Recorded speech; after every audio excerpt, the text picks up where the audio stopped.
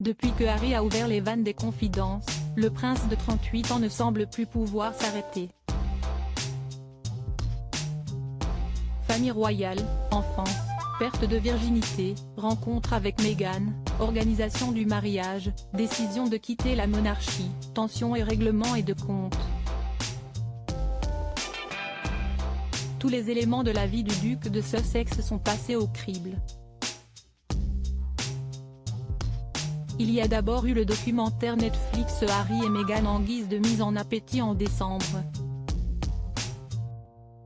Ce mois de janvier voit le plat principal arriver, Spare, le suppléant, en français, les mémoires du prince Harry. Autant dire qu'un terme de croustillant, les convives sont bel et bien servis. Et à déballer autant de secrets, de confidences et d'expériences, difficile de ne pas avoir de retour de bâton. Si est-il ce qui semble arriver au mari de Meghan Markle. En plein marathon promo de son livre, le prince Harry, débarquant pour l'enregistrement de The Late Show aux États-Unis, était suivi de près par un garde du corps, l'arme à feu bien en évidence comme le prouvent des clichés publiés par le Daily Mail. La sécurité de Harry est-elle en danger? Le principal intéressé ne semble vouloir prendre aucun risque après qu'il a avoué avoir tué 25 talibans lors de ses missions en Afghanistan.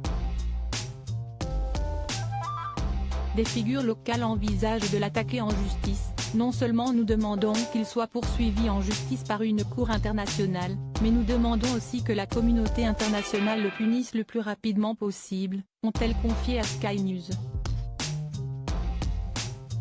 Cela va définitivement avoir un impact sur les relations entre le Royaume-Uni et l'Afghanistan, parce que les gens ont conscience qu'un officier britannique appartenant à la famille royale, le prince Harry, a tué 25 martyrs afghans et a commis ces crimes.